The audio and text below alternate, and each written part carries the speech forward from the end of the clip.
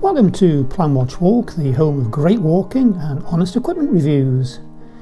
We leave Green Hill and head south past the yet gradually ascending up onto Whitestone Hill with tremendous views along the way.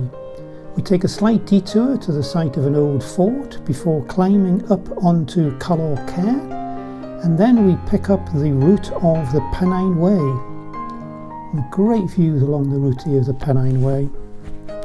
As we drop down off the Pennine Way, we pick up the path of the street, which is an old Roman road.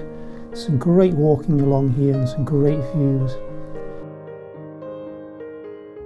As we continuing along, we can just see on our left here another site of an old Roman fort. Continue on down the street and turning off now and heading to the conclusion of a great day's walk.